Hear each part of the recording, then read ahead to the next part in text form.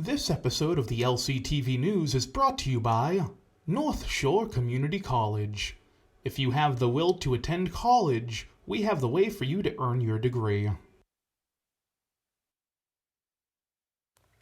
Good morning and welcome to LCTV News.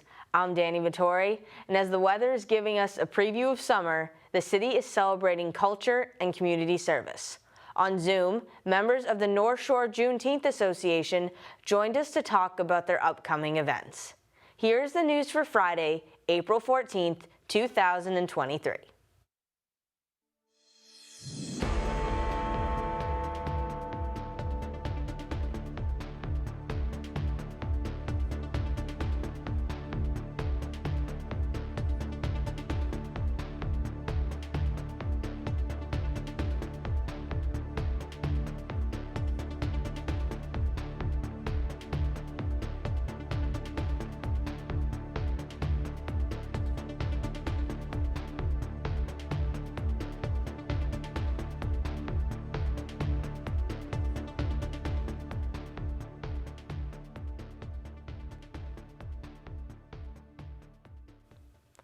According to the Lynn Charter, if a councillor seat is vacated less than 18 months after the beginning of their term, the losing candidate who earned the most votes will fill the seat.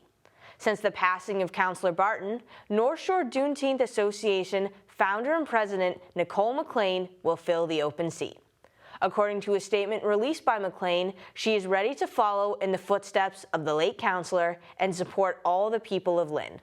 In the last election, there were 4 at-large positions available, with McClain coming in 5th and therefore the next candidate in line. She has accepted the position and will be appointed sometime in the next 2 weeks. Last Thursday the 6th, Creative Collective hosted a networking event for organizations in Lynn and surrounding communities. People came together to discuss the various programs being offered. Here is more.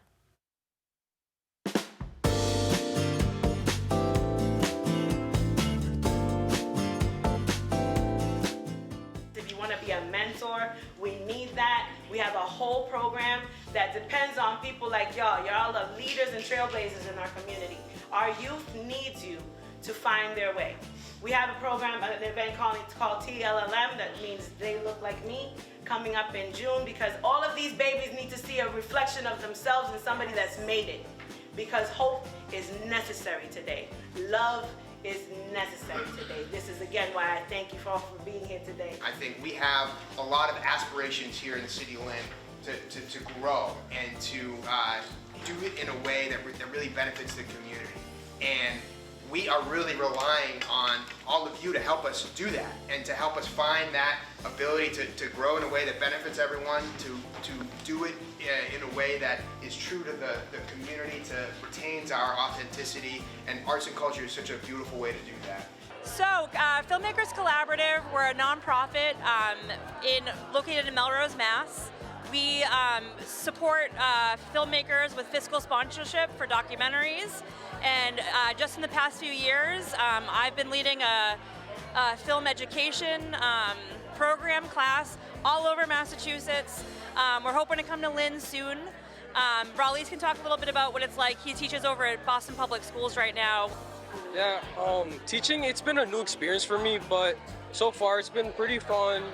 Most of the kids are really into it. Plus with the new age of digital media, a lot of kids have been really, it's been really easy for them to get a hands-on feel for it, since it's not too out of the realm of learning, I would say.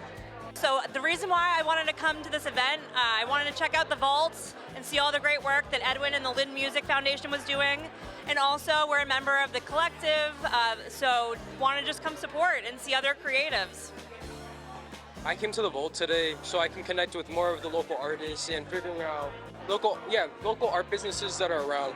The House of Seven Gables is doing a lot of great work with the immigrant population around the area. We offer settlement classes and ESL classes. So interested in making connections with that population, as well as the arts community here. The Creative Collective brings together a really important group of business owners that really build up our community. and we all support each other, which is really important in being successful. Lynn resident Carolina Trujillo, a consultant for Essex Media Group's Spanish newspaper and Citizens Inn executive director, has been named a member of the Governor's Advisory Council on Latino Empowerment. The council was signed into existence by Governor Healy on Wednesday the 5th, with their first meeting that same day. According to Trujillo, she wishes to focus on disparities in housing, food security, and education, especially in cities like Lynn, where the population has a minority majority. She also thinks that all members are coming in with the experience to make positive changes, as well as creating committees to combat specific issues. Quote, "There are a lot of critical pieces that we will have to tackle. Once we're a part of a committee, then we're going to narrow down the work, and then we're going to come up with probable solutions to probable issues," end quote. Last Friday, Lynn Arts was full of action as they first hosted the opening reception for the GALA exhibit Green. From nature to sports, people gathered to see what the artist had created. Take a look.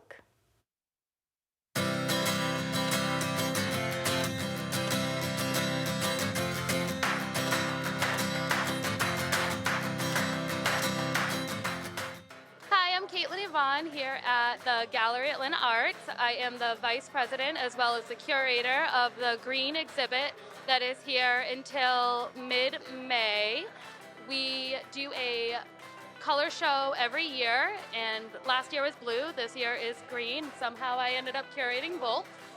And yeah, we have a lot of different interpretations of the color green. Some is just the color itself, and some is a lot of nature. We also have a lot of environmental things being touched on it. Hi, my name's Steve Levin, also known as Sve, Tzve, on Instagram. And lately I've been playing with artificial intelligence, trying to generate images. And these are some of the kaleidoscopes that I created. I hope you enjoy them. Hello, my name is Ellery. I am a curator participating in the Green Show today. Me and my son have submitted some work for the Green Show, and I would like to show you our macro photography. My name is Ellery, and I'm a curator of Lynn Arts, and I have these two right here. This one is called the Sweet Bee, and this one is called the Busy Caterpillar. We are very grateful to be able to participate in such an amazing event here today at Gallery of Lynn Arts. Shout out to Annette Sykes for today's opportunity. Yes, so this is my piece. It is called My Justice is Showing, and if you don't know who Justice is, he's a different artist, and the process of this painting was inspired by his style, and then somehow I ended up with mountains. And come see it. Several weeks ago, on March 31st, a fire ravaged 2 homes on Chestnut Street and took more than 5 hours for firefighters to get the flames under control. A dozen residents were displaced, including 2 teenagers, a 10-year-old, a 2-year-old, and an elderly woman. As of last Friday, the 7th, more than $30,000 had been collected through a GoFundMe page to help the residents. None were injured, but they lost all of their possessions and had to start over. Also at Lynn Arts was an art battle hosted by the Lynn Music Foundation. In front of a packed house, artists were able to show their skills. Here is a clip from the event.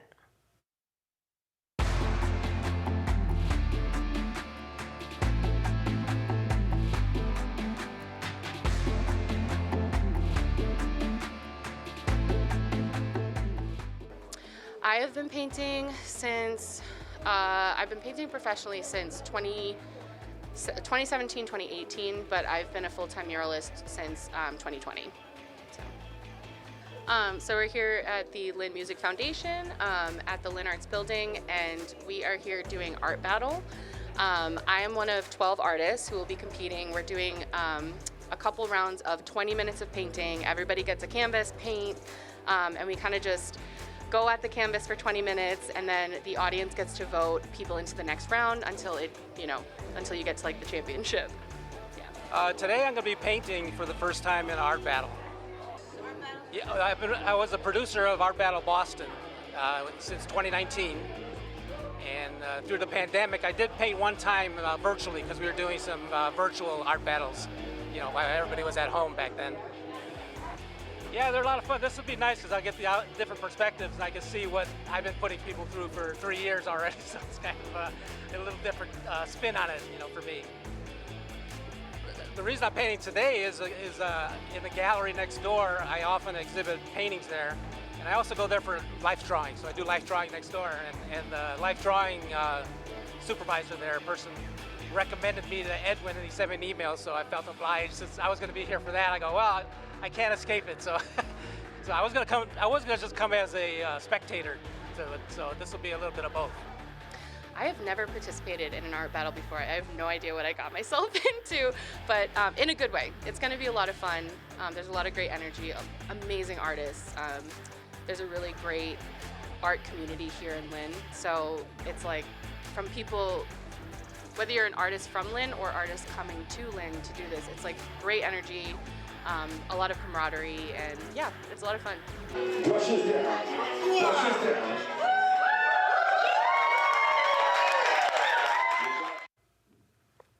The MBTA completed the purchase of Wadette Circle, a 24-acre piece of land located just a mile from South Station. It will be used to improve commuter rail service by adding space for train storage and maintenance activities closer to South Station. It will decrease congestion on the Fairmount line as well as decrease the layover time trains must wait at South Station. The circle was purchased for $255 million and is part of the Healy-Driscoll administration's effort to increase accessibility and equity for residents who use public transportation. The Pickering School Building Committee held a meeting to discuss their new plan and designs. At the end of the meeting, they unanimously voted to pick the lot next to Sisson Elementary for the site of the new Pickering Middle School. Here's a clip from the meeting. I know that there will be some shifting that needs to take place for the completion, but I also want to make sure my children and others at Sisson will have 2 successful years during construction. Yes, no matter, there's no doubt, I'm not going to say it's not going to be disruptive. During different periods, it's going to, some may be banging, some may be cutting, some may be earth moving. So that is going to happen. But no matter where we built, anywhere on this site, we would have some sort of disruption like that. And it's up to us to manage it. The nice thing about Sisson is there would be no windows facing the construction area. All the windows face either Canoma or Magnolia. Most schools that we build in Massachusetts, because of the shortage of land, are right up against existing schools. And I think if you go and ask any of the schools that remain in operation during the construction period, they will tell you that the construction is very well maintained and to a point that it's not disruptive to the educational learning. For the full broadcast, go to lyntv.org. As part of an effort to help the Lynn Fire Department, Lynn Water and Sewer will be using $3 million in ARPA funding to replace 2 miles of the water main stretching from Broadway to Linfield Street.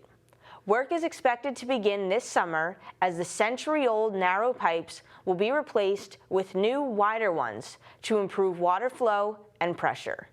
In April of 2022, while fighting a 4-alarm fire, firefighters lost pressure from 2 hydrants, hindering their ability to completely knock down the flames before they destroyed the home. The new pipes will ensure that water flow remains consistent in the event of an emergency. As part of a New Year's celebration, there was a Khmer flag raising at City Hall. Members of the Cacorona Center, Inc., as well as city officials, said a few words. Take a look.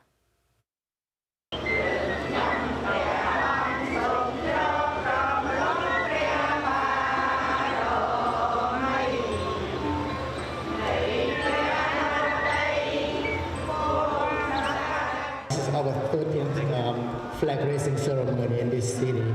I would like to thank you all for being here, participate with us here, and show that you support us, and we are wholeheartedly grateful for what you do and for your support and for your participation. Can everyone say, Suwans Day Chnam Thmai?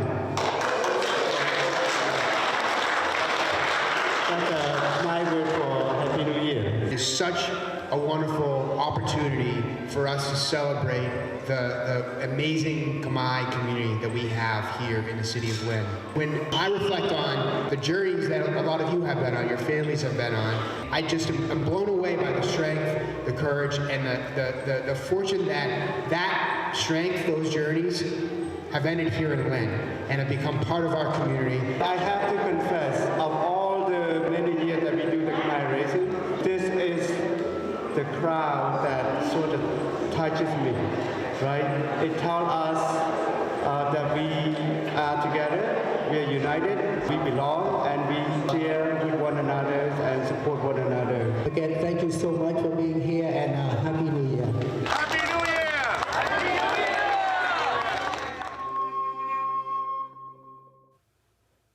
Joseph Carenti passed away on March 30th after serving as a physical education teacher in Lynn Public Schools for 27 years. A GoFundMe page was set up for his wife and 2 daughters, and as of the 12th, 763 donations have been made, totaling more than $70,000. Carenti spent most of his career at Breed Middle School, most recently working as a PE teacher who helped special needs students with physical limitations. Additionally, he was the varsity girls soccer assistant coach for Lynn Classical High School. According to the GoFundMe page, quote, he knew how to inspire others and bring out the best in them. Joe was someone you could lean on for advice or support, and his love and devotion to his family meant the world to him, end quote. The Lynn City Health Department, in collaboration with the Red Cross, hosted a blood drive at City Hall on the 12th. People volunteered to give, as well as learning about the importance of donating. Here is more from the event.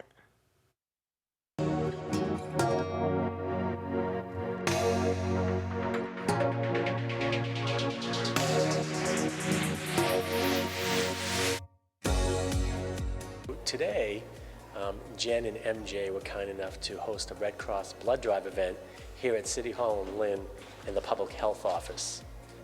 So we reached out to Tony here from the Red Cross, and he collaborated with us to get this happening. We're hoping that this is the first of many more partnerships that we have with the Red Cross, and we're just so happy that so many of our Lynn residents have stepped up to donate. We have 42 donors that have registered to participate in the drive, and what that equates to is over 100 units of blood, because each unit is equated to 3 patients could be used in case of an accident or a blood service. Jen and MJ have been fantastic partners of getting the word out and communicating it through City Hall. You can also go to redcrossblood.org website, and you can see where the different blood drives are in your community.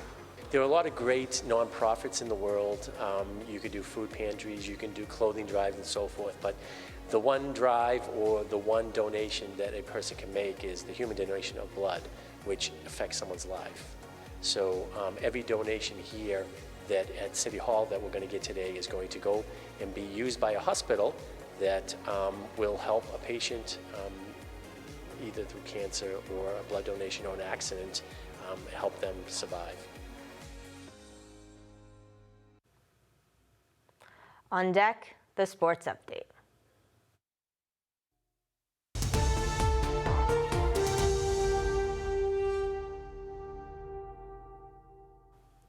The Lynn English Bulldogs are 2-1 in boys tennis after a 4-1 victory over Everett.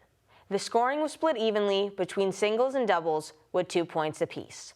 While their baseball team is 3-1 after their most recent 10-5 victory against Everett at home. Their softball team got their first win of the season 8-3 over the Highlanders after dropping the first 2 games of the year. The Classical Rams fell 8-2 to the Linfield Pioneers in baseball. Linfield scored 4 in the first and never looked back. The Rams bounced back with a 10-0 victory over Everett on the 10th and a 6-0 defeat of Malden on the 12th, headlined by pitcher TJ Walsh, who threw a complete shutout. In softball, Classical stomped Malden 13-3 on the 12th, with Elena Alice going 4 for 4 with 3 runs scored and 2 RBIs. The St. Mary's baseball team is now 3-0 after a 5-0 win over Danvers and a 3-2 victory over Archbishop Williams. Versus Danvers, pitcher Josh Dani was the star, throwing a complete game with 10 strikeouts, in addition to 2 RBIs from the batter's box. Against Williams, Justin Jennings had 2 RBIs and pitched 3 scoreless innings. The girls Spartans continue their high-flying offense with 10 runs supported by 11 strikeouts by pitcher Anna Fringuli to win 10-1 against Newton South, then again 5-3 over Archbishop Williams. Their boys tennis team also came out on top, blanking Bishop Fenwick 4-0 on the 11th, while girls tennis was swept 5-0 by Fenwick. Both lacrosse teams lost to Fenwick, the girls 9-6 and the boys 14-6. A 7-0 loss to Boston Collegiate Charter was a tough game for the Lynn Tech baseball team. They lost another difficult game 17-0 to North Reading. Their softball team had the power, beating city rival Kip 20-8, led by freshman Camila Rufino Santos, who scored a run in every one of her 7 at-bats. They faltered, losing 17-1 against Greater Lowell in their second meeting of the season. Their volleyball team has had a tough 0-3 loss to Whittier Regional, dropping to 0-3. The Kip baseball team had a strong 4-3 win against Neshoba on Tuesday the 11th. Multi-sport athlete Morinel Castro threw 6 strikeouts and 1 earned run in 6 innings, while also adding a triple on the offensive side. They bested Lynn Tech in volleyball 3-1, denying the Tigers their first win of the year. Lynn Jets hockey continued their up-and-down season, dropping a game to Medford 12-4 on the road. The score was tight for the first half before Medford took control of the score in the second. The Red Sox swept the Detroit Tigers to cap off the weekend. They were then swept by division rival, the Tampa Bay Rays, moving back to 5th in the AL East. On Easter, the Tigers had a late surge and were threatening with the bases loaded in the bottom of the 9th, but the Sox held on for the 4-1 victory. First baseman Tristan Casas had a strong day, including a home run. 9-2, 9-7, and 9-3 losses to the Rays showed the growing pains for the Sox pitching early in the year. Playoff season is beginning with the Celtics in the 2nd seed. Their first series begins this Saturday the 15th at 3:30 p.m., hosting the Atlanta Hawks. Boston beat the Hawks in the final game of the regular season 120-114 on Sunday the 9th. Jason Tatum ends the regular season as the leading scorer with 2,225 points and is the first Celtic in franchise history to average 30-plus points per game. The Bruins continue to set records for the 2023 season. They defeated the Philadelphia Flyers 5-3 and Washington Capitals 5-2 for their 63rd and 64th wins, breaking the record for most wins in a single season. The record was previously held by the 1995-96 Detroit Red Wings, and the 2018-2019 Tampa Bay Lightning with 62. David Pastrnak hit a milestone of his own with his 60th goal of the season against Philadelphia and 300th in his career. Versus the Capitals, Boston hit 133 points, setting a new record for the most points in a single season, surpassing the 132 points scored by the 1976-77 Montreal Canadiens. Linus Ullmark also set a franchise record, earning his 40th win of the season. Boston capped off their season with a win against the Canadiens to end the regular season at 65-12-5. On the Lowdown, we welcome 2 members of the North Shore Juneteenth Association to discuss their upcoming event, Hats and Heels. Here's the Lowdown.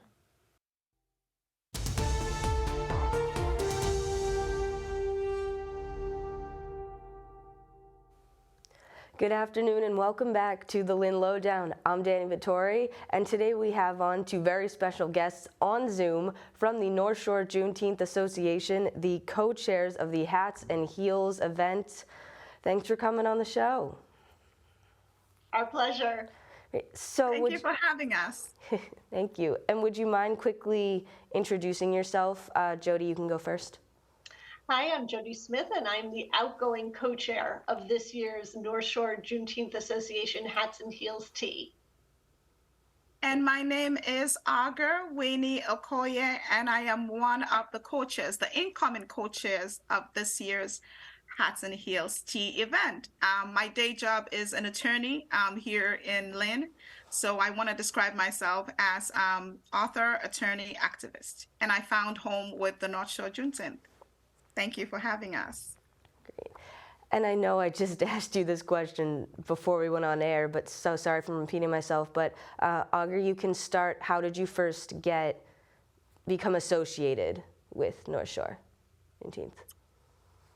So it was the pandemic, or at least I think it was around 2019. I have little ones. I have 5 babies, but the 2 little ones are tiny. So I think they were about 4 and I want to say 9 at that time, or 10. And we were looking for somewhere to go see Santa Claus. And I wanted a Santa Claus that would reflect not just the regular Santa Claus that my kids are accustomed to, myself too, all our lives, the big giant white man with a big beard. I saw a poster for Santa Claus that was a Black man. And I'm like, I want my kids to see that Santa Claus. And lo and behold, it was one of the events that the North Shore Juneteenth had put up. And that was my first encounter with the incredible and incomparable Nicole McClain. I met Nicole that night and absolutely just fell in love with what North Shore Juneteenth was doing at the time. I loved a platform. So how I understood it and the work that I'm doing right now, it's a platform that educates and creates awareness about not just the Juneteenth organization or Juneteenth holidays, but also educates people about the positive achievements of African Americans, which is so needed. As an immigrant from Nigeria, when I came to the United States, I struggled to kind of find a semblance of home because I didn't understand the struggles from the outside. But here, when I met Nicole and when I found out there was an organization about amplifying the positive images of African American culture, I jumped on board, and that's how I've been volunteering since 2020.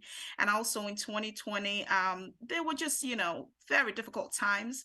If you're a person of color, as a mom with 2 young Black men who were 19 and 20 at the time, it was also a tough, racially charged period of time with George Floyd and all of that. And North Shore Juneteenth just offered home and some sort of respite. So that's what I've been doing, the work we've been doing, and I'm just so excited to be part of this. Great, thank you. Sorry. Thank you. Jody, you can go next. Sure. So in a very similar vein, in 2016, I was alarmed by the levels of divisiveness and hate that were coming across, and I was looking for something that focused on the positive contributions, positive aspects, doing positive programming. And I was connected with Nicole McClain through a colleague of mine in the early 2017, very early 2017. And I attended the first North Shore Juneteenth event I attended was one of these teas. And I absolutely was just enraptured with what Nicole was doing with the organization all year round. People hear the word Juneteenth and they think we only do things in the month of June, but we have programming all year round. And I've been involved since then. Great, and we'll jump into this specific event, which is in May 13th. And this is a question that either of you can answer, but can you talk a little bit about what happens kind of at the event, what it entails? So this event is really an opportunity for people to dress up a little bit, get into their fancier clothing, and come together, feel a sense of community, connect with other like-minded people, and enjoy. So usually what happens is we come together, we sing the Black National Anthem, the Lift Every Voice and Sing. We usually have an area singer to lead us in that, which is always a beautiful, beautiful rendition. Then we have a little bit about the North Shore Juneteenth Association, and then we have a VIP guest speaker. So 2 years ago was Cornell professor Carol Boyce Davies, who really did an amazing job talking about activism in the POC community. And then last year we had Danella Clark, who is a Boston dynamo, just an amazing, amazing woman. She was serving as the chair of the Massachusetts Committee on Women, and she was our speaker. And I'll save up, I'll let Iger tell us who this year's speaker is, but then we have tea, we talk, we enjoy, and then everybody leaves with a swag bag that includes, here I have props here. Everybody gets their own teacup and saucer, as well as teas from Black women-owned tea shops, which we feel is really important. These teas are not donated. These teas are purchased by the Juneteenth organization as a way of supporting Black female entrepreneurs in our community. So these events are really a lot of fun. You do not have to wear a hat. You do not have to wear heels. This is for all genders. We are a gender inclusive event. It's a chance to get fancy and just enjoy. And so now, drum roll please, our guest speaker is going to be Kim Janney, the first African American female mayor from Boston ever. Like, this is incredible. Like, I just shudder thinking that we're gonna have Kim Janney with us on May 13th. She will be talking about the theme of the event. Like my sister Jody has said, listen, if you've never come to this tea, you have to attend. It is incredible. Just the fact that I get to dress up fancy and just dress up. Like Jody said, you don't need to no hats, you're still welcome, right? But Kim Janney is gonna be there speaking to us about mental emancipation, stepping into your power. Just think about that for a minute. So just the fact that you are gonna leave this event feeling almost liberated, and it is a tough job. Like I say all the time, I represent indigent criminal clients. I represent people in court. It's definitely a different standard when you're a different hue. You know, it's the whole system, right? But if you come to a thing like this and you interact with other people, mostly people who don't look like you, if you've never attended any African American event, come and just be there and mingle and see that these people have a lot of positives to contribute and have been contributing that to society, just that we don't get to hear it. So we are just so thrilled and excited and want everyone to attend. And Jody is going to speak about the ticket. Yes, so the tickets are on sale now. You can go to the North Shore Juneteenth website, which is NSJuneteenth.com, and you'll be able to buy the tickets right through there or find us on the Facebook page. You can also get tickets there. You actually have a number of options because we know that people are busy. So first, please come join us. We'd love to have you in the room where it happens. But if for some reason you're already booked that day, you can donate a ticket, and the tickets that are donated go to area youths who are then able to come in and participate in the tea, which is a wonderful way to help support children in our community and the North Shore Juneteenth Association, or you can make a donation in any amount. So there's lots of ways to get involved.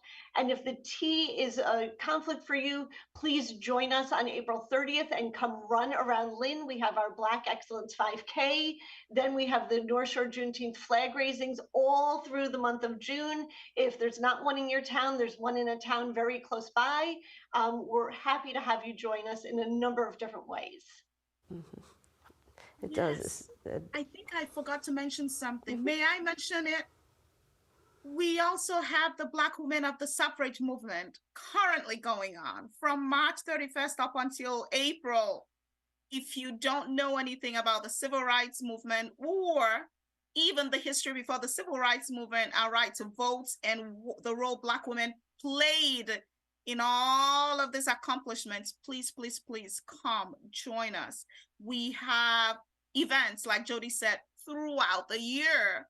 And the goal is to educate, enlighten, and create the ripple that I think will benefit all of us. The ripple, which is that African Americans have contributed to society in huge ways. A lot of times we don't know because they don't tell the story with history, right? But it's about joining us and understanding the culture or the history behind the culture and just, celebrating with us. So May 13th, we would love for everyone to join us. And I'm pulling out, this is one of my hats from previous years. So this is an example of one of the hats. People also wear fascinators. We have gentlemen in fedoras. You'll see a wide range of hats. This is your chance. If you've never had a chance to wear a fancy hat, get a fancy hat, beg, borrow, shop online, look through thrift stores. There are great fancy hats out there. Get a springtime hat and come and join us on the 13th of May. And if you're like me, simply looking for something to lift me up, mental emancipation, how to step into my power, own back my life, if that's what you're looking for, pick me up or come, because the theme of this year's event and the person who's going to be delivering our keynote speaker, it is going to blow you away. I've attended multiple events by this phenomenal woman, and I always just walk away thinking, oh my God, was that church? So. And I'm excited. I've never met her in person. I've only seen her on TV. So to be in the room and be actually able to hear Kim Janey speak live to a small group. This isn't a group of thousands. We know that this is a small contained group. And we'd love to have you join us for that. And I said, I can just feel your passion, how much you love this event, which is great. I said, you're making my job easy. I mean, I just want to come and enjoy it. Like, it does. It sounds like an incredible event, and I hate that we have to wrap up. It feels like it was so quick, but is there anything else that I didn't ask about or that you feel that you didn't get a chance to mention that you just want to say right now? I would like to say that North Shore Juneteenth is such an inclusive organization that whether you join us for the Black Excellent 5K, for the Hats and Heels, for any of the flag raisings, you are welcome. We look forward to having people come and join us, find us on Facebook, find us on the website, and we look forward to seeing you in person at any of our upcoming events. Yes, and we want to say thank you for giving us space to talk about our event, to talk about a wonderful organization. Thank you, thank you, thank you. You're both very welcome. We always love to have people on and hear the passion about so many incredible events going on in the community. So thank you for that as well. Thank you. Bye. Bye. And once again, this is Dani Vittori. This has been the Lynn Lowdown, and we will see you next week with more guests.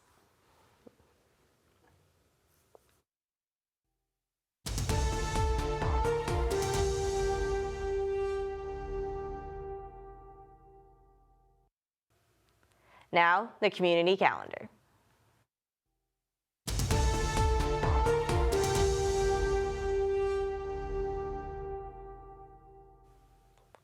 North Shore Community College is hosting a painting event put together by the Art Club on the 19th. From 1 to 3 p.m., come down to have a fun painting afternoon. No experience is required and supplies will be provided. This is all part of a series of special events for Arts in April. There will be a Creating OP Art event put on by GALA at the Black Box Theater. It is open to those 13 and up who wish to try OP Art, which uses optical illusions to make the paintings look 3D. Taking place from 2 to 4:30 p.m. at GALA, 25 Exchange Street, as part of several spring workshops. Next Saturday, the 22nd, is the first in a series of park cleanups in Lynn. Taking place at Lynn Commons from 1 to 3 p.m., come down to help with the cleanup. Supplies are provided, and hours can be counted toward community service hours. For more information on these and all events in our community calendar, visit lyntv.org. And that is all the news for this week. Go to Lynn Community Television on social media to stay up to date on all the latest happenings around the city. Also, visit lyntv.org for press releases, videos on demand, and news, all for free. And subscribe to Lynn Community Television on YouTube for our latest videos and interviews. I'm Dani Vittori, this is LCTV News, and we will see you next week.